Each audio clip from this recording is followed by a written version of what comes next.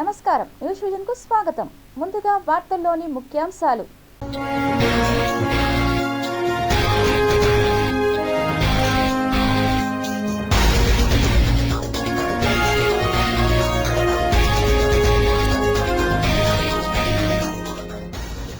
America, Germany సరసన భారత్. కొత్త టెక్నాలజీతో ఇండియా పాస్పోర్ట్, నకిలీ పాస్పోర్ట్లకు చెల్లు. మధ్యప్రదేశ్లోని హబీబ్గంజ్లో తొలి ప్రైవేట్ రైల్వే స్టేషన్ 450 కోట్లతో నిర్మాణం. మోడీ సభపై సిపిఐ జాతీయ కార్యదర్శి మండిపాటు. 5 ఏళ్ల పాటు ఆగిన అమరావతి రాజధాని నిర్మాణపు పనులకు నైతిక బాధ్యత ప్రధాని వహించాలన్న నారాయణ. కలిసికట్టుగా పనిచేద్దాం, గంగ జాతరను వైభవంగా నిర్వహిద్దాం. మే 5 లోపు అన్ని ఏర్పాట్లు పూర్తి చేయాలి, అధికారులను ఆదేశించిన కమిషనర్ ఎన్ మౌర్య. బోర్డు డైరెక్టర్గా డాక్టర్ జగదీష్ పునరాగమనం. త్వరలో బాధ్యతల స్వీకరణ. ఊపిరి పోసుకున్న ఆసుపత్రి. సప్తవర్ణ శోభితం శ్రీ కోదండరాముని పుష్పయాగం. తిరుపతి శ్రీ కోదండరామస్వామి వారి ఆలయంలో మహోత్సవాన్ని అంగరంగ వైభవంగా నిర్వహించిన అర్చకులు.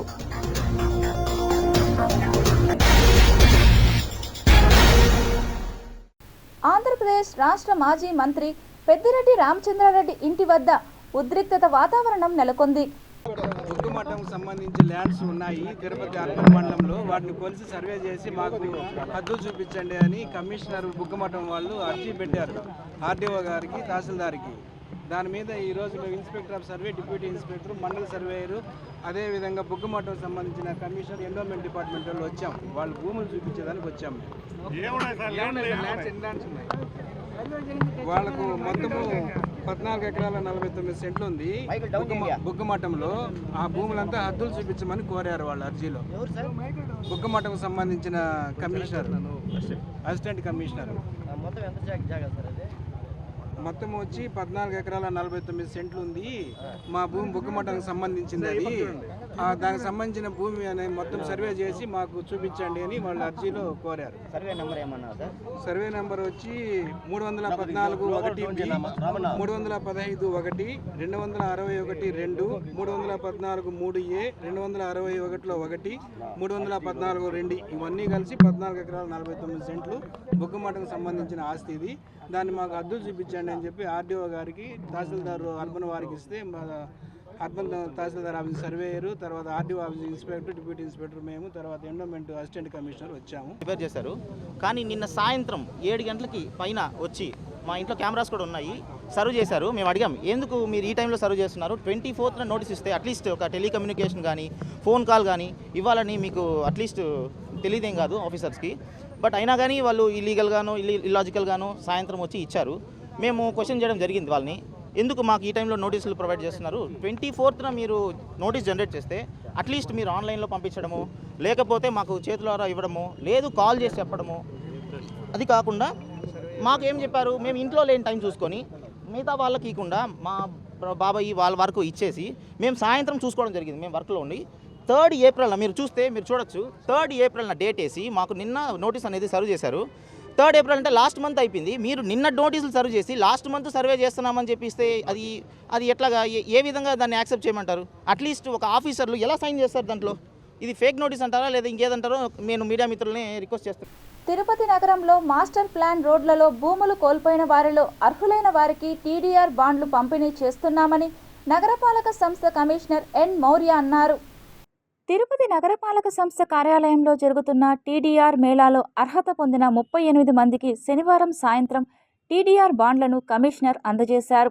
ఈ సందర్భంగా కమిషనర్ మాట్లాడుతూ, నగరంలో మాస్టర్ ప్లాన్ రోడ్లలో భూములు కోల్పోయిన ప్రతి ఒక్కరిని ఆన్లైన్ చేసి అర్హులైన వారికి టీడీఆర్ బాండ్లు ఇచ్చేందుకు మేళా నిర్వహిస్తున్నామని అన్నారు. 556 మందికి టీడీఆర్ బాండ్లు ఇవ్వాల్సి ఉండగా 239 మంది అర్హులను గుర్తించి టీడీఆర్ బాండ్ల కమిటీ ఆమోదం తెలిపిందని అన్నారు. ఇందులో మొదట 27 మందికి, శనివారం 38 మందికి, మొత్తం 65 మందికి టీడీఆర్ బాండ్లు అందజేశామని అన్నారు. 174 మంది నగరపాలక సంస్థకు గిఫ్ట్ డీడ్ ఇవ్వగానే వారికి టీడీఆర్ బాండ్లు ఇస్తామని అన్నారు. సోమవారం కమిటీ సమావేశమై 85 మంది దరఖాస్తులను పరిశీలించి అనుమతులు మంజూరు చేయనున్నామని తెలిపారు.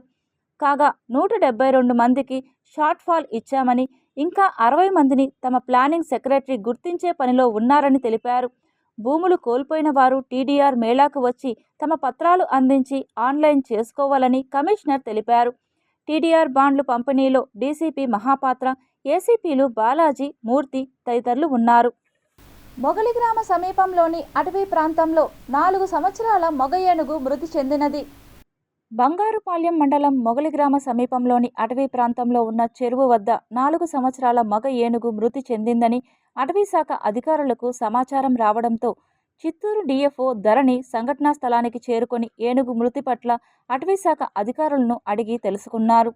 డాక్టర్లు పూర్తి పరీక్షల అనంతరం ఏనుగు మృతి పట్ల వివరాలు తెలుస్తుందని, నాటుబాంబు వల్ల చనిపోలేదని, ఈ అటవీ ప్రాంతంలో దాదాపు 17 ఏనుగులు ఉన్నాయని అటవీశాఖ వారు గస్తీ తిరుగుతూ ఉంటారని, వైద్యులు శవ పరీక్ష అనంతరం పూర్తి వివరాలు తెలుస్తుందని తెలిపారు.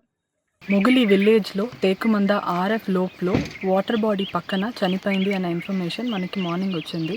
స్టాఫ్ మొత్తం కూడా నైట్ మానిటర్ చేస్తున్నప్పుడు ఈ ఏనుగు అనేది ఆల్రెడీ మనకి ఒక 14 ఏనుగు ఉంది ఈ ఆర్ఎఫ్ లోప్లో, అడవి లోపలోనే ఉంది. దాంట్లో ఒక ఏనుగే వచ్చి చూసిన తర్వాత మనం ఏమేమి రీజన్స్ ఉండొచ్చు అని చాలా ఇన్వెస్టిగేట్ చేశాము. ఇప్పుడు 13 ఏనుగు కూడా ఎక్కడ ఉంది, అది వేరే ఎక్కడైనా వెళ్ళి విలేజెస్కి వెళ్తుందా అన్నీ కూడా మానిటరింగ్ అనేది మార్నింగ్ నుంచి జరుగుతుంది. ప్రికాషన్స్ దానికి కూడా అది ఎక్కడ వెళ్ళి డ్యామేజ్ చేయకుండా ఉండడానికి ఏం చేయాలో అది కూడా చేస్తున్నాము. మీన్ వైల్ ఇప్పుడు డాక్టర్స్, వెటనరీయన్స్ పోస్ట్మార్టం అనేది చేస్తున్నారు. మనకి దాంట్లో రూల్ అవుట్ అయింది ఏమంటే ఈ కంట్రీ బాంబ్ వల్ల ఏనుగు చనిందా అనేది మార్నింగ్ నుంచి అడుగుతున్నారు. అది రీజన్ కాదు. కంట్రీ బాంబ్ వల్ల చనింటే బాడీ దాంట్లో మౌత్లో ఉన్న పార్ట్స్ అని కొన్ని ఇది ఉంటుంది. బర్డ్ ఆసుపత్రి డైరెక్టర్గా ప్రముఖ ఆర్థోపెడిక్ డాక్టర్ గూడూరు జగదీష్ నియమితులయ్యారు. TTD EO J Shyamala Rao doctor జగదీష్ను నియమిస్తూ ఉత్తర్వులు జారీ చేశారు. తిరుపతి కేంద్రంగా తిరుమల తిరుపతి దేవస్థానం అనేక విద్యా సంస్థలతో పాటు ఆసుపత్రులను కూడా నిర్వహిస్తోంది. అందులో అత్యంత కీలకమైంది బాలాజీ వికలాంగుల శస్త్రచికిత్స పునరావాస కేంద్రం బర్డ్ ఆసుపత్రి ఒకటి. బర్డ్ ఆసుపత్రి ప్రారంభించిన తొలి నాళ్లలోనే ఏమాత్రం తగ్గకుండా సేవలు అందించడానికి సాయశక్తులా కృషి చేస్తా అని డాక్టర్ జగదీష్ సీఎం చంద్రబాబుతో చెప్పారని సమాచారం. అందుబాటులోని సాంకేతిక పరిజ్ఞానంతో రోగులకు మెరుగైన సేవలు అందించడం ద్వారా బర్డ్ ఆసుపత్రి ప్రతిష్టను మరింత ఇనుమడింప చేయాలని సీఎం చంద్రబాబు సూచించినట్లు చెబుతున్నారు. టీటీడీ ఆధ్వర్యంలో వికలాంగుల సేవ కోసం 1994లో బర్డ్ ఆసుపత్రిని ఏర్పాటు చేశారు. ప్రారంభం నుంచి 20 ఏళ్ల పాటు డాక్టర్ జగదీష్ బర్డ్ ఆసుపత్రి డైరెక్టర్గా విశేష సేవలు అందించారు. చచ్చుబడిన రోగుల ఎముకలకు జీవం పోశారు. తనకు వైకల్యం ఉందనే విషయాన్ని కూడా రోగులు మర్చిపోయే విధంగా నయం చేయడం ద్వారా లక్షలాది మంది వైకల్యాన్ని నయం చేశారనే రికార్డు బర్డ్ ఆసుపత్రి చరిత్రలో నమోదైంది. దీనికోసం ఆసుపత్రిలో కీలకమైన ఆపరేషన్ నిర్వహించడంతో పాటు కృత్రిమ అవయవాల తయారీ వంటి పరిశోధన కేంద్రం స్థాయికి బర్డ్ ఆసుపత్రిని తీర్చిదిద్దడంలో ఆయన విశేష కృషి చేశారు. ఆసియా దేశాల్లోనే బర్డ్ ఆసుపత్రికి ఒక కీర్తి ప్రతిష్టలను సాధించడంలో డాక్టర్ జగదీష్ చేసిన కృషి అపారమైనదని చెప్పడంలో సందేహం లేదు. వైకల్యం, ప్రమాదాలకు గురైన వారికి ఇక్కడ అందుతున్న వైద్య సేవలు దేశవ్యాప్తంగా విస్తరించాయి. డాక్టర్ జగదీష్ బర్డ్ ఆసుపత్రి ఏర్పాటు చేసిన నాటి నుంచి డైరెక్టర్గానే కాకుండా ఒక డాక్టర్గా స్వయంగా ఆయనే ఆపరేషన్లు నిర్వహించడం విశేషం. పరిపాలనా వ్యవహారాల్ని కూడా చక్కదిద్దడానికి శ్రద్ధ తీసుకున్నారు. 4 దశాబ్దాల పాటు ఆర్థోపెడిక్ డాక్టర్గా గూడూరు జగదీష్ వికలాంగుల పునరావాసం, సమాజ సేవకు తన పనితీరును అంకితం చేశారు. మొత్తం మీద ఆయన బర్డ్ ఆసుపత్రిలో పేదల డాక్టర్ అనే పేరు సంపాదించుకున్నారు. ఈ ఏడాది ఏప్రిల్ 1వ తేదీ డాక్టర్ జగదీష్ను విశ్వ వైద్య దివ్యాంగ బంధు పురస్కారంతో మారిషస్ దేశంలోని ఫీనిక్స్ నగరంలో జరిగిన ఓ కార్యక్రమంలో ఆ దేశ ప్రధాని నవీన్ చంద్రరామ్ గుణం సన్మానించారు. డాక్టర్ జగదీష్ ఉచిత వైద్య శిబిరాలు అనేక దేశాల్లో నిర్వహించడంతో పాటు బర్డ్ ఆసుపత్రిలో అందిస్తున్న సేవలను విశ్వవ్యాప్తం చేశారు. అంతర్జాతీయ జర్నల్లో కూడా డాక్టర్ జగదీష్ పరిశోధనలు ప్రచురితం అయ్యాయి. 1,83,000 మందికి శస్త్రచికిత్సలు నిర్వహించడం తనకు పూర్తి సంతృప్తి కలిగించింది అని డాక్టర్ జగదీష్ ఆ సందర్భంగా ప్రకటించారు. ఇదిలా ఉండగా 2019 మే నెలలో ఆయన ఉద్యోగ విరమణ చేశారు. బర్డ్ ఆసుపత్రిని ప్రపంచ దేశాలలో మేటిగా నిలిపిన ఆయన సేవల్ని కొనసాగించడానికి ఆనాటి ప్రభుత్వం, పాలక మండలి ఎందుకో సుముఖత వ్యక్తం చేయలేదు. దీని వెనుక రాజకీయ కారణాలు ఉన్నాయని వార్తలు వినిపించాయి. దీంతో ఆయన తన డైరెక్టర్ పదవికి రాజీనామా చేసి వెళ్లిపోయారు. 4 దశాబ్దాలుగా ఈ రంగంలో ఆర్థోపెడిక్ డాక్టర్గా జగదీష్ ఉద్యోగ విరమణ తర్వాత వికలాంగుల సేవకే తన సమయాన్ని వెచ్చించారు. నిరక్షరాస్యత, అవగాహన లేమి వంటి సమస్యలతో పేదలు ప్రకాశం జిల్లాలో కీళ్లు, ఎముకల సంబంధిత వ్యాధులతో ప్రజలు బాధపడుతున్నారని డాక్టర్ జగదీష్ తెలుసుకున్నారు. ఉద్యోగ విరమణ తర్వాత స్వయంగా ఆయనే రోగుల వద్దకు వెళ్లే అవకాశం తీసుకున్నారు. అందులో భాగంగా ప్రకాశం జిల్లాలో మత్స్యకారులు ఎక్కువగా ఉండే కరేడు గ్రామాన్ని డాక్టర్ జగదీష్ ఏడాదిన్నర కిందట దత్తత తీసుకున్నారు. లింగారెడ్డి అన్నపూర్ణమ్మ చారిటబుల్ ట్రస్ట్ ద్వారా డాక్టర్ జగదీష్ ఉచితంగా వైద్య సేవలు అందిస్తున్నారు. ప్రతి నెల 4 రోజుల పాటు ఆ గ్రామంలో డాక్టర్ జగదీష్ రోగులకు అందుబాటులో ఉంటున్నారు. కీళ్లు, ఎముకల సంబంధిత సమస్యలతో బాధపడుతున్న ప్రకాశం జిల్లా నుంచే కాకుండా పొరుగు జిల్లాల నుంచి కూడా వచ్చే దాదాపు 70 మంది రోగులకు ఉచితంగా సేవలు అందిస్తూ ఉన్నారు. రోగులకు ఉచితంగా పరికరాలతో పాటు మందులు కూడా అందించడానికి డాక్టర్ జగదీష్ ప్రత్యేక శ్రద్ధ తీసుకున్నారనేది అక్కడి నుంచి అందిన సమాచారం. తిరిగి 5 ఏళ్ల తర్వాత ఆయన బర్డ్ ఆసుపత్రికి డైరెక్టర్గా నియమితులు కావడం కూడా పేదల సేవలకు ఊపిరిపోయడమే అని భావిస్తున్నారు. డాక్టర్ జగదీష్ పునర్నియామకం పట్ల పలువురు సంతోషం వ్యక్తం చేస్తున్నారు. బర్డ్ ఆసుపత్రికి పూర్వ వైభవం వస్తుందని ఆశిస్తున్నారు. అంతర్జాతీయ ప్రయాణాలు చేసే భారతీయుల కోసం కేంద్ర ప్రభుత్వం దేశవ్యాప్తంగా చిప్ ఆధారిత ఈ పాస్పోర్ట్స్ లాంచ్ చేయనుంది. ఈ కొత్త టెక్నాలజీ పాస్పోర్ట్లు మే 2025 నుంచి అందుబాటులోకి రానున్నాయని విదేశాంగ మంత్రిత్వ శాఖ తెలిపింది. దేశంలో నకిలీ పాస్పోర్ట్లను నివారించేందుకు, ప్రయాణ సమయంలో భద్రత, ఇమిగ్రేషన్ ప్రక్రియ మెరుగుపరిచేందుకు పాస్పోర్ట్లో ఈ మార్పులు చేసినట్లు విదేశాంగ శాఖ వెల్లడించింది. మహారాష్ట్రలోని ఇండియా సెక్యూరిటీ ప్రెస్ ఐఎస్పీ భాగస్వామ్యంతో ఈ పాస్పోర్ట్లు తయారు చేయడం జరిగింది. ఈ పాస్పోర్ట్ అంటే సాధారణ పాస్పోర్ట్లో radio frequency identification RFID chip అమర్చి ఉంటుంది. ఈ చిప్లోనే పాస్పోర్ట్దారుని బయోమెట్రిక్ సమాచారం అంటే వేలిముద్రలు, కంటి స్కానింగ్, పేరు, చిరునామా, పుట్టిన తేదీ లాంటి వ్యక్తిగత సమాచారం మొత్తం డిజిటల్ ఫార్మాట్లో నిల్వ అయి ఉంటుంది. దీంతో ఇకపై పాస్పోర్ట్లో ట్యాంపరింగ్ చేయడం, అలాంటి నకిలీ పాస్పోర్ట్ తయారు చేయడం కష్టతరంగా మారుతుంది.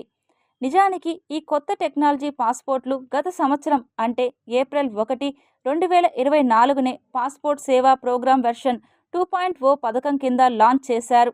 కానీ అది పాక్షికంగానే జరిగింది. అయితే ఇప్పుడు ఈ పాస్పోర్ట్లు కొన్ని ప్రధాన నగరాల్లో మాత్రమే అందుబాటులో ఉంది. చెన్నై, జైపూర్, హైదరాబాద్, నాగ్పూర్, అమృత్సర్, గోవా, రాయ్పూర్, సూరత్, రాంచీ, భువనేశ్వర్, జమ్మూ, సిమ్లా లాంటి ప్రాంతీయ పాస్పోర్ట్ కార్యాలయాల్లో మాత్రమే జారీ చేయబడుతోంది. తమిళనాడు రాజధాని నగరం చెన్నై నగరంలో మార్చి 3, 2025న ఈ పాస్పోర్ట్లు జారీ చేయడం ప్రారంభించారు. మార్చి 3 నుంచి మార్చి 22, 2025 వరకు మొత్తం 20,729 ఈ పాస్పోర్ట్లు తమిళనాడులో జారీ చేయబడ్డాయని అధికారిక సమాచారం. ఈ పాస్పోర్ట్లోని డేటాని ఎన్క్రిప్షన్ చేయడం ద్వారా భద్రంగా ఉంటుంది. సైబర్ మోసగాళ్లు ట్యాంపరింగ్ చేయకుండా డేటా ప్రైవసీ కోసం అథెంటికేషన్ ప్రోటోకాల్స్ ఇది పూర్తిగా సురక్షితమని ప్రభుత్వం తెలిపింది. ఈ పాస్పోర్ట్ల ద్వారా అంతర్జాతీయ ప్రయాణాల వేళ ఇందులో ఈ చిప్ ఉంచడంతో పాస్పోర్ట్ హోల్డర్ గుర్తింపు, వెరిఫికేషన్, ఇమిగ్రేషన్ ప్రక్రియ వేగవంతం అవుతుంది. పైగా భారత పాస్పోర్ట్ కూడా అంతర్జాతీయ ప్రమాణాలకు సమాంతరంగా ఉంటుంది. ఈ పాస్పోర్ట్ దేశవ్యాప్తంగా జారీ చేయడం అమలు అయిన తర్వాత భారతదేశం, అమెరికా, జర్మనీ, UK లాంటి దేశాల సరసన చేరుతుంది. ఈ దేశాలన్నీ ఇప్పటికే ప్రయాణికులు భద్రత, సౌకర్యం కోసం ఈ పాస్పోర్ట్లు జారీ చేస్తున్నాయి. మే 8, 9 తేదీల్లో ఈ వేలం ద్వారా తుడా టవర్స్ వాణిజ్య గదుల విక్రయాన్ని క్రమ పద్ధతిలో నిర్వహించాలని తుడా ఉపాధ్యక్షులు ఎన్ మౌర్య అధికారులను ఆదేశించారు. తిరుపతి నగరంలోని అన్నమయ్య కూడలి వద్ద నిర్మాణంలో ఉన్న తుడా టవర్స్ను శనివారం ఉదయం అధికారులతో కలిసి పరిశీలించారు. ఈ సందర్భంగా ఉపాధ్యక్షులు మాట్లాడుతూ, తిరుపతిలోని అన్నమయ్య కూడలి వద్ద 3.60 ఎకరాల స్థలంలో G+13 అంతస్తులతో ప్రతిష్టాత్మకంగా తుడా టవర్స్ నిర్మిస్తున్నామని అన్నారు. ఇందులో నివాస యోగ్యమైన గదులకు ఈ వేలం నిర్వహించి విక్రయించడం జరిగిందని తెలిపారు. తుడా టవర్స్ గ్రౌండ్ ఫ్లోర్ 10 గదులు, మొదటి అంతస్తు 21 గదులలోని వాణిజ్య గదులను మే 8, 9 తేదీలలో ఈ వేలం ద్వారా విక్రయించనున్నామని అన్నారు. ఇందుకోసం అన్ని ఏర్పాట్లు చేశామని తెలిపారు. వాణిజ్యపు గదులు 2000 నుండి 9000 చదరపు అడుగుల విస్తీర్ణముతో నగర వాణిజ్య సముదాయములకు అత్యంత అనువైనదిగా నిర్మించామని అన్నారు. వివరముల కొరకు తుడా కార్యాలయము, తుడా టవర్స్ వెబ్సైట్లు www.tudatowers.in /www.tudaap.in సంప్రదించాలని తెలిపారు. కమిషనర్ వెంట superintendent engineer Krishna Reddy, EE Ravindra, DE Bhasha తదితరులు ఉన్నారు.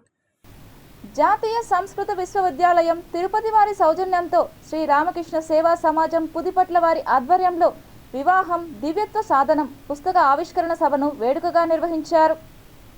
తిరుపతిలోని డాక్టర్ చెలికాని అన్నారావు సభా మందిరంలో జాతీయ సంస్కృత విశ్వవిద్యాలయ ఉపకులపతి ఆచార్య జిఎస్ఆర్ కృష్ణమూర్తి అధ్యక్షత వహించారు. టీటీడీ ధర్మ ప్రచార పరిషత్ స్పెషల్ ఆఫీసర్ శ్రీరామ్ రఘునాథ్ చేతుల మీదుగా పుస్తక ఆవిష్కరణ చేశారు. ముఖ్య అతిథులుగా పంచసహస్రావధాని డాక్టర్ మేడసాని మోహన్, విశిష్ట అతిథిగా సంస్కృత విశ్వవిద్యాలయ స్టూడెంట్స్ అఫైర్స్ డీన్ ఆచార్య సింగరాజు దక్షిణామూర్తి, ఆత్మీయ అతిథిగా రామకృష్ణ మిషన్ ఆశ్రమ కమిటీ అధ్యక్షులు డాక్టర్ పివి రెడ్డి పాల్గొన్నారు. అవధాని ఆముదాల మురళి పుస్తకాన్ని సమీక్షించారు. గంగవరం శ్రీదేవి ఆధ్యాత్మికవేత్త, ఋషిపీఠం సత్సంగ నిర్వాహకులు సంపాదకీయ స్పందనను తెలియజేశారు. ప్రపంచంలో ఎక్కడా చూడనటువంటి దివ్య తపశ్శక్తి సంపన్నులు, మహాత్ములు, జగద్గురువులు, సిద్ధపురుషులు, ఆచార్యులు జన్మించినటువంటి భారతదేశం. ఆ సంస్కృతికి మూలము భారతీయ వైవాహిక వ్యవస్థ.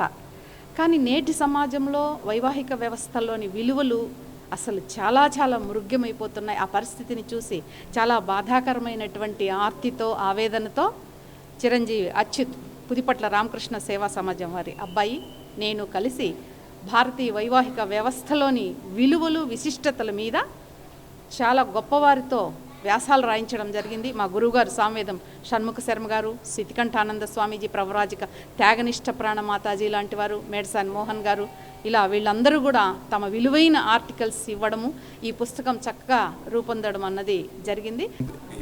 పబ్లిషింగ్తోనే కాకుండా దీని తర్వాత ఒక సంవత్సరం పాటు దీని మీద ఒక క్యాంపెయిన్లా చేస్తున్నాము. సో ఆ క్యాంపెయిన్లో భాగంగా ఎక్కువ దీని గురించి గ్రూప్ డిస్కషన్స్, డిబేటు పెంచాలి యువతలో అనేది ఉద్దేశంతో ఒక సంవత్సరం రోజుల పాటు ప్రతి నెల కొన్ని డిగ్రీ కళాశాలలు ఎంచుకొని దాంట్లో పెద్దవాళ్ళు దీంట్లో రచించిన రచయితలను వీళ్ళని పెట్టుకొని ఒక ఎస్సే రైటింగ్ కాంపిటీషన్స్, దాని తర్వాత గ్రూప్ డిస్కషన్స్ ఇలాంటివి ప్లాన్ చేస్తున్నాం. ఆంధ్రప్రదేశ్ రాష్ట్ర రాజధాని శంకుస్థాపన పునర్నిర్మాణానికి విచ్చేసిన భారతదేశ ప్రధాని నరేంద్ర మోడీ రాష్ట్రానికి ఉపయోగపడే ప్రసంగం కాకుండా ఊకదంపుడు మాటలు చెప్పి వెళ్లారని సిపిఐ జాతీయ కార్యదర్శి వర్గ సభ్యులు ప్రధాని తీరుపై మండిపడ్డారు. ఆయన మండల కమిషన్ పెట్టడం ద్వారా భారతదేశంలో బీసీలకి రాజ్యాంగపరమైన హక్కులు కావాలని కోరాడు. మండల కమిషన్ ఏర్పాటు చేశాడు. అప్పుడు ఇదే బీజేపీ మండల్ వర్సెస్ కమాండర్ అంటే కమాండర్ అంటే బీజేపీ అస్త్రం. చివరికి ఈ దీన్ని మండల కమిషన్ రద్దు చేయమని కోరారు బీజేపీ వాళ్ళు. ఆయన ఒప్పుకోలే. లేకపోతే మేము విత్డ్రా చేసుకుంటా ఉన్నారు. ఎందుకంటే ఆ రోజు బీజేపీ విత్డ్రా చేసుకుంటే గవర్నమెంట్ పడిపోతుంది. నా గవర్నమెంట్ పడిపోయినా పర్వాలేదు, నేను మాత్రం ఈ మండల కమిషన్ విత్డ్రా చేసుకొని చెప్పేసి విపి సింగ్ నిలబడ్డాడు. అందుకని ఇప్పుడు ఆ మండల కమిషన్ ఆ విధంగా నిలబడింది. అప్పటి నుంచి వ్యతిరేకమే, కులగణనకు వ్యతిరేకమే. చివరికి అందరూ కలిసి కోరుతున్నారు. ఎందుకంటే వచ్చే రాజ్యాంగంలో వచ్చే అనేక అంశాలపైన బెనిఫిట్ సంపాదించాలంటే జనాభాలో ఎవరు ఎక్కడ తేల్చకుండా పోతే బెనిఫిట్ సాధ్యం కాదు. చివరి రాజ్యాంగ హక్కులు కూడా కావాలా, కేవలం సంక్షేమ పథకాలతో పరిష్కారం కాదు. దానిపైన ఎప్పటి నుంచో మేము కొట్లాడుతున్నాం చేయమని చెప్పని. ఇప్పుడు మొన్న కులగణన చేస్తామని చెప్పేసి కేంద్ర ప్రభుత్వం ఆమోదించింది. నేను స్వాగతం పలుకుతున్నాను సిపిఐ నుంచి. తిరుపతి ఎస్పీ హర్షవర్ధన్ రాజు ఆదేశాల మేరకు టీటీడీ విజిలెన్స్ అండ్ పోలీస్ విభాగాల సిబ్బంది మే ఐ హెల్ప్ యూ జాకెట్లు ధరించి భక్తులు రద్దీగా ఉన్న ప్రాంతాలలో వారికి సహాయ సహకారాలను అందించాలని ఆదేశించారు. విజిలెన్స్ మరియు పోలీసు కంబైన్డ్గా ఎక్కడైతే కొంత క్రౌడెడ్ ఏరియాస్ ఉన్నాయో ఆ ఏరియాలో మా పోలీస్ని మరియు విజిలెన్స్ వాళ్ళని మే హెల్ప్ అనేసి ఒక జాకెట్ ఇచ్చి భక్తులకు ఎటువంటి ఇన్ఫర్మేషన్ అయినా ఒకవేళ ఇన్ కేసు వాళ్ళ దర్శనానికి సంబంధించి ఏ దారిలో పోవాలని కొంతమంది మిస్ అవుతారు. మిస్ అయిన వాళ్ళు వచ్చి ఎక్కడ అడగాలో తెలియదు. బట్ వీళ్ళు ఆల్రెడీ జాకెట్ చేసుకుని ఉంటారు కాబట్టి వాళ్ళ దగ్గరకు వచ్చేసి ఒకవేళ ఏ ఇన్ఫర్మేషన్ అడిగినా వాళ్ళకి సంబంధించిన ఇన్ఫర్మేషన్ మా వాళ్ళు ఇవ్వడానికి 24/7 మా వాళ్ళు పనిచేస్తూ ఉంటారు. ఉదాహరణకి లడ్డు కౌంటరు, అఖిలాండము, కొంత మ్యూజియము, ఎక్కడైతే భక్తులు ఎక్కువగా క్రౌడెడ్ ఏరియా ఉంటుందో ఆ ఏరియాలో మా వాళ్ళు ఉండేసి ఖచ్చితంగా వాళ్ళకి కావాల్సిన ఇన్ఫర్మేషన్ మా వాళ్ళు ఇస్తారు. తిరుపతి తాతయ్యగుంట గంగమ్మ జాతరను అంగరంగ వైభవంగా నిర్వహించేందుకు అందరూ కలిసికట్టుగా పనిచేయాలని, మే 5 లోపు అన్ని ఏర్పాట్లు పక్కాగా చేపట్టాలని నగరపాలక సంస్థ కమిషనర్ ఎన్ మౌర్య అధికారులను ఆదేశించారు. మే నెల 6 నుండి 14 వరకు నిర్వహించనున్న గంగ జాతర ఏర్పాట్లపై టీటీడీ, నగరపాలక సంస్థ, TUDA, police, fire, health, revenue, R&B విభాగాల అధికారులతో శనివారం సాయంత్రం కమిషనర్ సమన్వయ సమావేశం నిర్వహించారు. జాతర సందర్భంగా చేయాల్సిన ఏర్పాట్లపై ఆయా విభాగాల అధికారులతో సమీక్షించారు. ఈ సందర్భంగా టీటీడీ అధికారులు ఆలయ పరిసరాల్లో పందిళ్లు, పుష్పాలంకరణ, అమ్మవారికి ప్రతిరోజు పుష్పాలంకరణలు చేయాలని అన్నారు. జాతర విశిష్టతను తెలిపే సాంస్కృతిక కళా బృందాలు ఎక్కువ మంది ఉండేలా తగు చర్యలు తీసుకోవాలని అన్నారు. భక్తులు, విఐపీలు ఎలా వెళ్ళాలి అనే విధంగా ఒక రూట్ మ్యాప్ సిద్ధం చేయాలని పోలీస్, రెవెన్యూ అధికారులకు సూచించారు. ఫుట్ ఓవర్ బ్రిడ్జి, బారికేడ్లను R&B అధికారులు పరిశీలించాలని అన్నారు. ఆలయ ప్రాంగణం అంతా వెలుగులు ఉండేలా విద్యుత్ సరఫరా చేయాలని, జనరేటర్లను కూడా అందుబాటులో ఉంచుకోవాలని విద్యుత్ అధికారులను ఆదేశించారు. నగరపాలక సంస్థ ఆధ్వర్యంలో నీటి సరఫరా, పారిశుద్ధం మెరుగ్గా చేపట్టాలని ఇంజనీరింగ్, హెల్త్ అధికారులను ఆదేశించారు. భక్తులు పొంగళ్లు పెట్టుకునే మార్కెట్లో అన్ని ఏర్పాట్లు చేయాలని అన్నారు. ఇందిరా మైదానంలో సాంస్కృతిక కార్యక్రమాలకు అన్ని ఏర్పాట్లు చేయాలని తుడా అధికారులను ఆదేశించారు.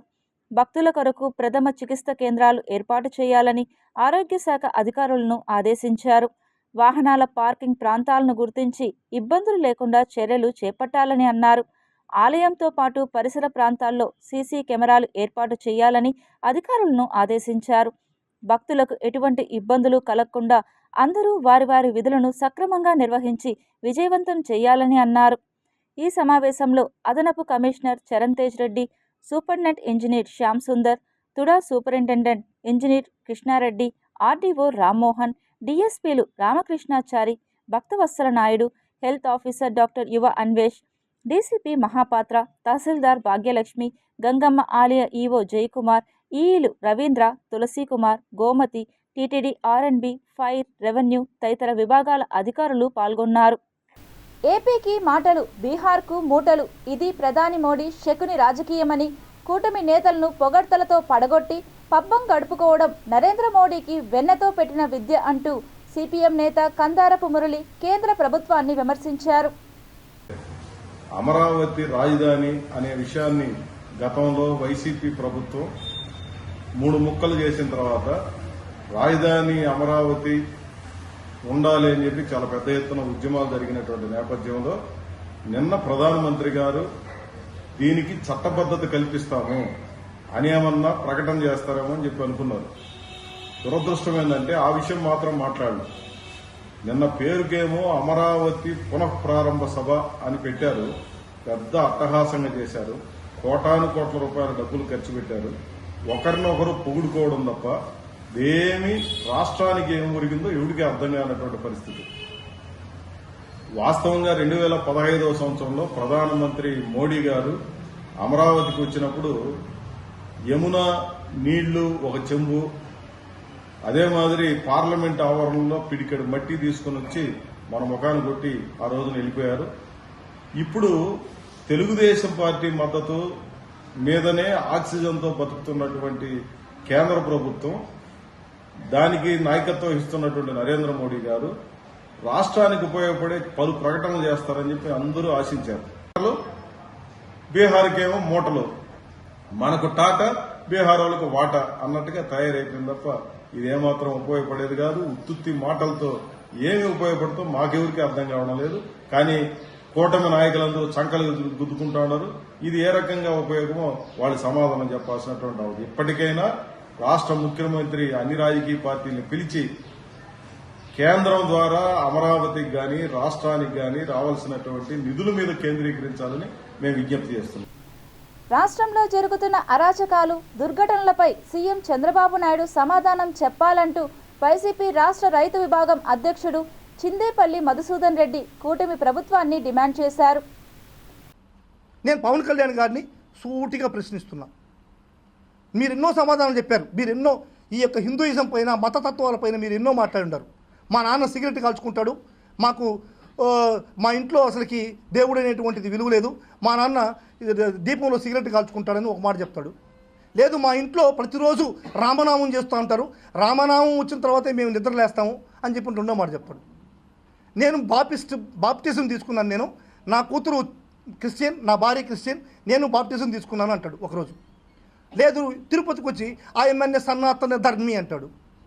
ఆయన ఆయమ్మని సనాతన ధర్మీనా లేకుంటే బాప్టిజం తీసుకున్నాడా? ఫస్ట్ సమాధానం చెప్పాలి. నిజంగా నువ్వు సనాతన ధర్మాన్ని కానీ ఫాలో చేస్తే నువ్వు ఆచరించేటువంటి సనాతన ధర్మం ఇదేనా? ఇంతమంది భక్తులు ప్రాణాలు కోల్పోతూ ఉంటే నువ్వు ఒక్క ప్రశ్న అడిగావా? ఎవరిని నిలదీసావు? నువ్వు ఎక్కడ విచారించావు? పోయి భక్తుల్ని, చనిపోయిన భక్తుల్ని ఎక్కడ నువ్వు ఓదార్చావు? అంటే హిందూయిజం పైన నీకు సనాతన ధర్మం పైన ఉండేటువంటి అవగాహన, సనాతన ధర్మం పైన ఉన్నటువంటి భక్తి విషయాలు ఇవా పవన్ కళ్యాణ్ గారు నీకు? తిరుపతి స్థానికుల దర్శన కోటాను రేపు విడుదల చేయనుంది టీటీడీ.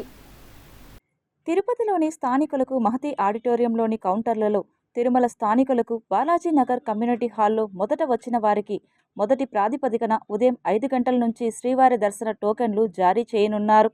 ఈ విషయాన్ని గమనించి తిరుపతి అర్బన్, తిరుపతి రూరల్, చంద్రగిరి, రేణిగుంట మండలాలకు చెందిన స్థానిక భక్తులు ఒరిజినల్ ఆధార్ కార్డు చూపించి టోకన్లు పొందాల్సిందిగా టీటీడీ విజ్ఞప్తి చేస్తుంది. తిరుపతి శ్రీ కోదండరామస్వామి వారి ఆలయంలో శనివారం పుష్పయాగ మహోత్సవం అంగరంగ వైభవంగా జరిగింది. ఉదయం 11 గంటల నుంచి మధ్యాహ్నం 12 గంటల వరకు శ్రీ సీతాలక్ష్మణ సమేత కోదండరామస్వామి వారి ఉత్సవర్లకు శాస్త్రోక్తంగా స్వప్న తిరుమంజనం నిర్వహించారు. ఇందులో పాలు, పెరుగు, తేనె, పసుపు, చందనం, కొబ్బరి నీళ్లతో అభిషేకం చేశారు. సాయంత్రం 4 గంటల నుంచి 6 గంటల వరకు ఆలయంలోని ఊంజల మండపంలో అర్చకుల వేద మంత్రోచ్చరణలు, మంగళ వాయిద్యాల నడుమ పుష్పయాగం వైభవంగా జరిగింది. తులసి, చామంతి, గన్నేరు, మల్లెలు, రుక్షి, కనకాంబరాలు, రోజా, తామర, కలువ, మొగలి రేకులు వంటి 12 రకాల పూలు, 6 రకాల ఆకులు కలిపి మొత్తం 3 టన్నుల పుష్పాలతో స్వామి అమ్మవార్లకు యాగం నిర్వహించారు. ఆంధ్రప్రదేశ్, తమిళనాడు, కర్ణాటక రాష్ట్రాల నుండి దాతలు 3 టన్నుల పుష్పాలను విరాళంగా అందించారు. ఆద్యంతం శోభాయమానంగా సాగిన ఈ పుష్పయాగ మహోత్సవాన్ని చూసి భక్తులు తన్మయత్వం చెందారు. శ్రీరాముని జన్మ నక్షత్రమైన పునర్వసు నక్షత్రాన్ని పురస్కరించుకొని ఆలయంలో పుష్పయాగం చేపట్టారు. మొదటగా అర్చకులు 108 సార్లు విష్ణు గాయత్రి మంత్రాన్ని పఠించి పుష్పాలకు అధిపతి అయిన పుల్లుడు అనే దేవుణ్ణి ప్రసన్నం చేసుకున్నారు. ఇలా చేయడం వల్ల ప్రకృతి మాత పులకించి ఎలాంటి వైపరీత్యాలు తలెత్తకుండా స్వామివారు కరుణిస్తారని నమ్మకం. బ్రహ్మోత్సవాల్లో గాని, నిత్య కైంకర్యాల్లో గాని అర్చకుల, పరిచారకుల వల్ల, అధికార అనధికారుల వల్ల, భక్తుల వల్ల తెలియక ఏవైనా లోపాలు జరిగి ఉంటే వాటికి ప్రాయశ్చిత్తంగా పుష్పయాగం నిర్వహిస్తారు. ఈ యాగం నిర్వహణ వల్ల సమస్త దోషాలు తొలగిపోతాయని అర్చకులు తెలిపారు. పుష్పయాగం అనంతరం రాత్రి 7 నుంచి శ్రీ సీతాలక్ష్మణ సమేత కోదండరామస్వామి వారు ఆలయ 4 మాడ వీధుల్లో విహరించి భక్తులకు దర్శన భాగ్యం కల్పించారు. ఈ కార్యక్రమంలో deputy EO B Nagaratna, garden superintendent Srinivasulu, AEO Ravi, superintendent Munishankar, temple inspector Suresh, ఇతర అధికారులు, విశేష సంఖ్యలో భక్తులు పాల్గొన్నారు. చంద్రగిరి మాజీ శాసనసభ్యులు చెవిరెడ్డి భాస్కర్ రెడ్డి సినీ రంగంలో ప్రవేశిస్తే ఆస్కార్ అవార్డు ఖచ్చితంగా లభిస్తుందని తిరుపతి రూరల్ మండలం టీడీపీ అధ్యక్షుడు ఈశ్వర్రెడ్డి తెలిపారు. శనివారం సాయంత్రం స్థానిక చంద్రగిరి నియోజకవర్గ ఎమ్మెల్యే కార్యాలయంలో విలేకరుల సమావేశాన్ని ఏర్పాటు చేశారు. చెవిరెడ్డి భాస్కర్ రెడ్డి గారు ఉపాధి హామీ నిధుల గురించి చాలా, అసలు ఎట్లా అంటే సినిమాల్లో యాక్ట్ చేసే వాళ్ళు కూడా అంత ఇదిగా యాక్ట్ చేయలేము, చాలా గంభీరంగా యాక్ట్ చేసి చాలా అవినీతి జరిగిపోయింది, ఎట్టా నేను తప్పితే ఇంకెవరు కాపాడేవాళ్ళు లేరు అన్నట్టు మాట్లాడాడు. మామూలు కురుక్షేత్ర యుద్ధం అంతా అయిపోయినప్పుడు దుర్యోధన చచ్చిపోయేటప్పుడు అంటే అలా అభిమానధనుడు కదా ఆయన, భీముడి తొళ్ళ మీద కొట్టినప్పటికే అప్పుడు అన్నాడంట దుర్యోధనుడు, అనవసరంగా కురుక్షేత్ర యుద్ధం స్టార్ట్ ఇదైందే, ఈ యుద్ధం జరగకుండా ఉంటే బాగున్నాయి, ఆ ధర్మ వాళ్ళకి ఆ పాండవులకి 5 ఊళ్ళన్నా పనిచేసి ఉంటే బాగున్నాయి అనుకున్నాడంట. పనిచేసి ఉంటే ఈ మాదిరి లేదని. ఆ మాదిరి ఈయన ఉపాధి హామీలో గోల్మాల్ జరిగిపోయింది అనేసి ఇది అంటున్నాడు. ఎంత దుర్మార్గంగా మాట్లాడుతాడు భాస్కర్ రెడ్డి. నువ్వు చెప్పిన అధికారులే కదా ఇన్ని రోజులు ఉండింది, నువ్వు చెప్పిన వాళ్ళే కదా ఆ అధికారులు అందరి దగ్గర, ఆ ఎంపీడీ వాళ్ళే మొన్నటి వరకు వాళ్ళే కదా.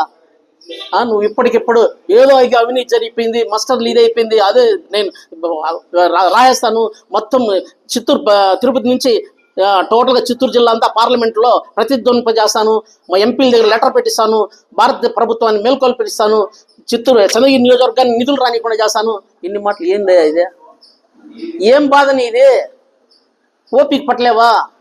కార్పొరేషన్ టౌన్ ప్లానింగ్ అధికారులు వీధి వ్యాపారులపై చేస్తున్న దౌర్జన్యాన్ని ఖండిస్తూ నగరపాలక సంస్థ కార్యాలయం ముందు ఏఐటీయూసీ ఆధ్వర్యంలో ధర్నా చేపట్టారు. తిరుపతి ఏదైతే బస్టాండ్ పరిధిలో ఉండే రైల్వే పరిధిలో ఉండేటువంటి ఎక్కడ చూసినా దందా చేస్తూ ఉంటే వాళ్ళపైన మా దృష్టి పెట్టరు. ఆక్రమించుకొని బిల్డింగ్లు కన్స్ట్రక్ట్ చేస్తున్నా వాళ్ళపైన యాక్షన్ తీసుకోరు. చిరు వ్యాపారాలు చిన్న వ్యాపారాలు చేసే పైన తోపుడు బండ్ల పైన దాడులు చేసి బొంతలం కూడా ఎదురుగా పండ్లు మార్కెట్ పెట్టుకునేటువంటి వ్యక్తులపైన జేసీబీలు తెచ్చి వాళ్ళపైన దౌర్జన్యం చేస్తున్నారు. ఏమంటే మీ పైన కంప్లైంట్స్ ఉన్నాయన్నారు. కంప్లైంట్ ఏమున్నాయి? యాక్చువల్లీ రోడ్డుకి సంబంధం లేదు, గుడికా పక్కనేదో వారణగా పెట్టుకునేటువంటి వ్యాపారస్తులపైన 40-45 డిగ్రీలు ఎండగాస్తూ ఉంది. దానిపైన ఏదో పట్టలు వేసుకుంటే ఏదో ఆక్రమణకు గురైనట్టు ఈ టౌన్ ప్లానింగ్ ఆఫీసరు వాళ్ళపైన దాడి చేయటం చాలా బాధాకరం. ఏఐటీసీ కూడా చెప్తున్నాం, సుప్రీంకోర్టు ఒక డైరెక్షన్ ఇచ్చింది. ఆ డైరెక్షన్ ప్రకారం తిరుపతి ప్రాంతంలో ఎక్కడైనా కూడా జీవనం చేసే హక్కు వ్యాపారస్తులకు ఉంది. అటు కాకుండా వీళ్ళపైన కేవలం ఖర్చుపూరితంగా దాడి చేయడం ఏఐటీసీగా మేము ఖండిస్తూ ఉన్నాం. వెంటనే అక్కడ వ్యాపారస్తులకి రక్షణ కల్పించాలా, వాళ్ళకి కావాల్సినటువంటి ఐడి కార్డులు, లోన్లు అన్ని ఏర్పాటు చేసి వసతి కల్పించాలని చెప్పి ఈ సందర్భంగా మేము విజ్ఞప్తి చేస్తున్నాం. ప్రత్యేకంగా ఈ తిరుపతి నగరంలో కార్పొరేషన్ పరిధిలో టౌన్ ప్లానింగ్ అధికారులు వీధి వ్యాపారులను అనేక దఫాలుగా ఇబ్బందులు పెడుతున్నారు. ప్రధానంగా మన లీలామహల్ సర్కిల్ దగ్గర నుంచి అటు రేణిగుంట వైపుకు వెళ్ళే దగ్గర కూడా వ్యాపారం చేసుకోవడానికి అన్ని సౌకర్యాలు ఉన్నప్పటికీ కూడా కావాలనే కొంతమంది రాజకీయ నాయకుల ఒత్తిళ్లకు అధికారులందరూ కూడా తలొగ్గి ఆ వ్యాపారస్తులను అనేక సార్లు ఇబ్బంది పెట్టడం జరుగుతుంది. ఇదే కానీ కొనసాగితే రానున్న రోజుల్లో తిరుపతి నగరంలో వ్యాపారం చేస్తున్న వాళ్ళందరినీ కూడా సమీకరించి ఈ కార్పొరేషన్ కార్యాలయాన్ని ముట్టడించి పార్లమెంటు వేదికగా వీధి వ్యాపారులకు ఉన్న చట్టాన్ని మేము అమలుపరుచుకునే విధంగా కూడా ప్రయత్నం చేస్తామని చెప్పి కూడా ఈరోజు మున్సిపల్ అధికారులందరికీ కూడా హెచ్చరిక జారీ చేస్తున్నాం. ఎండ వేడిని నుంచి ఉపశమనం కలిగించడానికి స్థానిక టౌన్ క్లబ్ కూడలిలో తిరుపతి ఆర్యవైశ్య సంఘం ఆధ్వర్యంలో గ్రీన్ మ్యాట్ ఏర్పాటు చేశారు. విపరీతమైనటువంటి ఎండలకి వేడి నుంచి చాలామంది ఇబ్బంది పడుతున్న దృష్ట్యా ఆర్యవైశ్య సంఘం ఆధ్వర్యంలో భవానీనగర్ సర్కిల్లో లాస్ట్ వీక్ ఈ చలువ పందిరి వేయటం జరిగింది. ఇవాళ టౌన్ క్లబ్ సర్కిల్లో 3 చోట్ల కూడా ఈ చలువ పందిరి అనేది ఆర్యవైశ్య సంఘం ఆధ్వర్యంలో వేయటం జరిగింది. దీనికి సహకరించినటువంటి మున్సిపాలిటీ వారికి, అలాగే పోలీస్ వారికి, అలాగే ఈ కార్యక్రమానికి హాజరైనటువంటి deputy mayor Shri RC Munikrishna గారికి, రమణ గారికి, అలాగే మిత్రులు నవీన్ కుమార్ రెడ్డి గారికి, అలాగే దంపూర్ భాస్కర్ గారికి, మా పెద్దలు పి వెంకటరత్నం గారికి ప్రత్యేకంగా ధన్యవాదాలు తెలియజేస్తున్నాం. సిగ్నల్ పాయింట్లలో మొన్న 35 డివిజన్లో భవన్నర్ సర్కిల్లో ఏర్పాటు జరిగింది. వాసవి ఆర్యవైశ్య సంఘం వాళ్ళు చాలా సంతోషం. ఇక్కడైతే మరీ పెద్ద సిగ్నల్ ఇది 3 చోట్ల ఏర్పాటు చేయడం చాలా ఆనందకరం. ప్రజలందరూ కూడా ఈ ఎండాకాలం ఇలాంటివి చాలా ఆహ్వానిస్తారు. వీళ్ళకి ప్రత్యేకంగా ధన్యవాదాలు తెలుపుకుంటున్నాము. వీళ్ళకి సహకరించిన ప్రతి డిపార్ట్మెంట్కి కూడా ధన్యవాదాలు. వీళ్ళు ఈ వాసవి పని మనిషి సంబంధించిన నాయకులందరూ కూడా పేరు పేరున ధన్యవాదాలు తెలుపుకుంటున్నాం. తిరుపతి నగరంలో శ్రీ వాసవి కన్యకా పరమేశ్వరి వారి ఆధ్వర్యంలో ఏదైతే ప్రధాన కూడళ్ళు ఉన్నాయో అక్కడ ఎండ వేడిమిని తట్టుకునేందుకు సిగ్నల్ పాయింట్స్ ఉంటాయి. ఆ సిగ్నల్ పాయింట్స్లో 1 నిమిషం పాటు వెహికల్స్ అన్నీ కూడా రెడ్ సిగ్నల్ పడినప్పుడు నిలబడతారు. కాబట్టి ముసలి వాళ్ళు కానీ, పిల్లలు కానీ, ఆడవాళ్ళు కానీ, వృద్ధులు అందరూ కూడా ఎండ తీవ్రత రోజు రోజుకి పెరుగుతూ ఉంది. కాబట్టి అనేక సమస్యలు ఎదుర్కొంటున్నారని చెప్పని గుర్తించి మానవ సేవే మాధవ సేవ అన్నటువంటి ఒక నినాదంతో ఆర్యవైశ్య సంఘం వాళ్ళు ఈరోజు అనేక కూడళ్లలో ఈ షెడ్లు అంటే జర్మన్ షెడ్లు లాగా ఎండ తీవ్రతను తట్టుకునేందుకు ఇక ఉన్నటువంటి స్థానికుల కోసం ఏర్పాటు చేయడం నిజంగా అభినందనీయం. మనస్ఫూర్తిగా వాళ్ళకి కృతజ్ఞతలు అభినందనలు తెలియజేసుకుంటాం. తిరుపతి పట్టణంలో చేయటం, వెంకటేశ్వర పుణ్యక్షేత్రంలో చేయటం అనేది చాలా మంచి కార్యక్రమం. ఈ సంఘం వాళ్ళకి, ఈ ఆర్యవైశ్య సంఘం వాళ్ళకి వెంకటేశ్వర స్వామి ఆశీస్సులు ఎప్పుడూ ఉండాలని, ఇలాంటి కార్యక్రమాలు ఎన్నో డెవలప్ చేయాలని చేస్తారని కోరుకుంటూ వాళ్ళందరికీ, వాళ్ళ సంఘం వాళ్ళకందరికీ, ఆ కమిటీ సభ్యులందరికీ కూడా ధన్యవాదాలు. జీవో నెంబర్ 551 MA 2003 ప్రకారం హైకోర్టు ఆదేశాల ప్రకారం సరుకు రవాణా చేసే వాహన యజమాని, డ్రైవర్ ఎటువంటి రుసుము చెల్లించాల్సిన అవసరం లేదని పంచాయతీ అధికారులు కోర్టు ధిక్కరణకు పాల్పడుతున్నారని new Andhra motor tractors association నాయకులు తీవ్ర స్థాయిలో ఆవేదన వ్యక్తం చేశారు. నిద్రపోయే వాడిని లేపొచ్చు, కానీ నిద్రపోయినట్టు నటించే అధికారికి మనం లేపలేమనేది ఇక్కడ ఖచ్చితంగా కనిపిస్తుంది. ఎందుకంటే ఈ యొక్క జీవో వచ్చి 20 సంవత్సరాలు గడుస్తుంది, ఆర్డర్ వచ్చి కనీసం 15 సంవత్సరాల నుంచి హైకోర్టు అనేది ఆర్డర్ ఇస్తుంది. హైకోర్టు అన్నా వీళ్ళకి లెక్కలేదు. హైకోర్టు ఆర్డర్ను కూడా ధిక్కరణ చేస్తూ వీళ్ళు ఇక్కడ పరిపాలన కొనసాగిస్తూ ఉన్నారు. కాబట్టి మీడియా ముఖ్యంగా ఇటువంటి అధికారులపైన, అటువంటి ప్రైవేటు వ్యక్తులు ఎవరైతే కాంట్రాక్ట్ వ్యక్తులు కూడా ప్రైవేట్గా వచ్చి వాహన డ్రైవర్లపైన దౌర్జన్యం చేస్తూ ఉన్నారు. ఏ విధంగా అంటే డ్రైవర్ అనేవాడు అదర్ ప్లేస్ నుంచి వస్తాడు, నాన్ లోకల్ పర్సన్ అవుతాడు. కాబట్టి వాడిని బెదిరిస్తే ఇక్కడ లోకల్ పర్సన్ గురించి తెలియదు కాబట్టి వాడిని భయపెడితే వాడు డబ్బులు ఇచ్చి వెళ్ళిపోతాడులే అని చెప్పి వాడిని భయపెట్టడం. ఇక్కడ ప్రధానంగా గజెట్ ఉంది. ఆ గజెట్లో వీళ్ళు ఏం ఇచ్చారండి, 100 రూపాయలు వసూలు చేసుకోమని ఇచ్చారు. కానీ ఇక్కడ వాళ్ళు ఏం చేస్తున్నారండి, 400 రూపాయలు వసూలు చేస్తూ ఉన్నారు. Not collect from the transporter, collect from the broad for seller అని క్లియర్ కట్గా ఆదేశాలు ఇవ్వడం జరిగింది. జియో నెంబర్ 551 MA 2003 ప్రకారం ఎవరి దగ్గర నుంచి వసూలు చేసుకోవాలని అంత క్లియర్ కట్గా, ఎవరైతే స్థానికంగా వచ్చి వ్యాపారం చేసుకోవడానికి రోడ్డు మార్జిన్ వినియోగించుకుంటారో వాళ్ళ దగ్గర నుంచి వసూలు చేయాల్సిన పన్నుని రవాణా చేస్తున్న వాహనదారుడి దగ్గర నుంచి వసూలు చేస్తూ, పైపెచ్చు ఈ జీవో వచ్చి 22 సంవత్సరాలు అవుతున్నా ఇప్పటి వరకు మాకు సర్కులర్స్ రాలేదని అనేక పర్యాయాలు మేము ట్రాన్స్ఫర్ అయిపోయాం, కొత్తగా వచ్చామని ఎప్పటికప్పుడు గత 5 సంవత్సరాలుగా మేము ప్రతి సంవత్సరం దీనిపైన వీళ్ళకి నివేదికలు ఇస్తూనే ఉన్నాం, వినతి పత్రాలు ఇస్తూనే ఉన్నాం. భారతదేశంలో 7,308కి పైగా రైల్వే స్టేషన్లు ఉన్నాయి.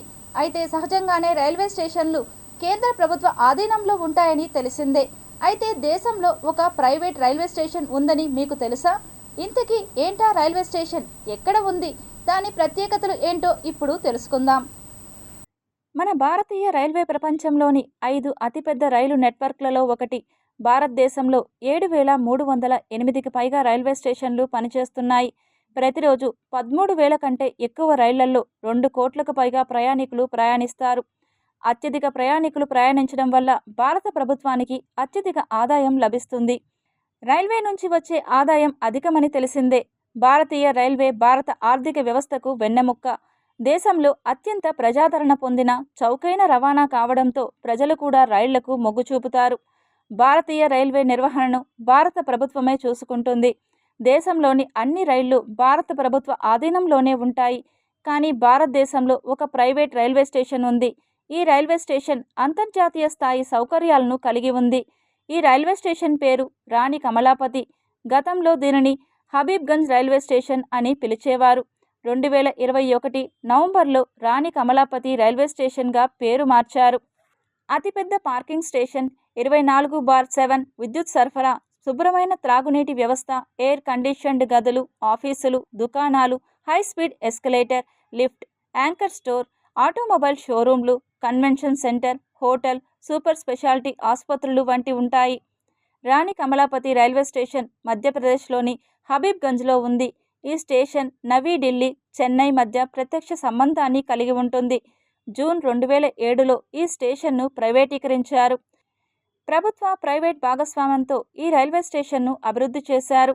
ప్రభుత్వం, ప్రైవేట్ సంయుక్తంగా ఈ రైల్వే స్టేషన్ను ఉన్నత స్థాయికి తీసుకువెళ్లారు. బన్సల్ గ్రూప్ ఒక ప్రైవేట్ ఇన్ఫ్రాస్ట్రక్చర్ సంస్థ, Indian railway stations development corporation IRSDC కలిసి పనిచేస్తున్నాయి. నవంబర్ 15, 2021న ప్రధానమంత్రి నరేంద్ర మోడీ ఈ రైల్వే స్టేషన్ను ప్రారంభించారు. ఈ స్టేషన్ నిర్వహణను ప్రైవేట్ కంపెనీ చూసుకుంటుంది. కానీ అది భారత ప్రభుత్వం యాజమాన్యంలో ఉంది. రాణి కమలాపతి రైల్వే స్టేషన్ పునరాభివృద్ధికి ఏకంగా 450 కోట్ల రూపాయలు ఖర్చు చేశారు. దీని ద్వారా అన్ని మౌలిక సదుపాయాలు, అంతర్జాతీయ స్థాయి సౌకర్యాలను కల్పించారు.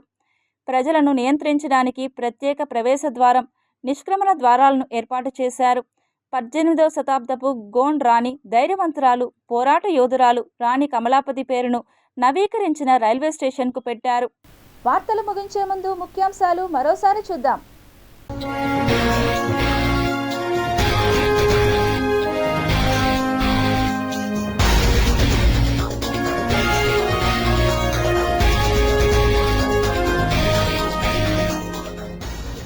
అమెరికా, జర్మనీ సరసన భారత్ కొత్త టెక్నాలజీతో ఇండియా పాస్పోర్ట్, నకిలీ పాస్పోర్ట్లకు చెల్లు.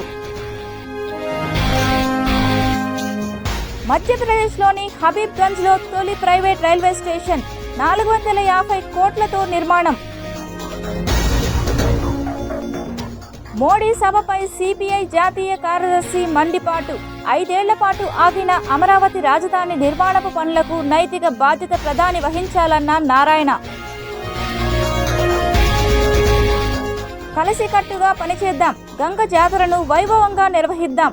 మే 5 లోపు అన్ని ఏర్పాట్లు పూర్తి చేయాలి, అధికారులను ఆదేశించిన కమిషనర్ ఎన్ మౌర్య. బోర్డు డైరెక్టర్గా డాక్టర్ జగదీష్ పునరాగమనం. త్వరలో బాధ్యతల స్వీకరణ. ఊపిరి పోసుకున్న ఆసుపత్రి.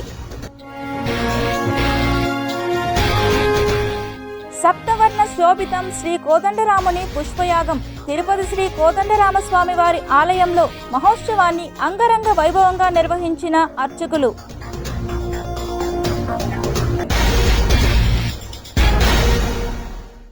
ఈ వార్తలు ఇంతటితో సమాప్తం. సమగ్ర సమాచారంతో న్యూస్ విజన్లో మళ్ళీ కలుద్దాం. అంతవరకు సెలవు. నమస్కారం.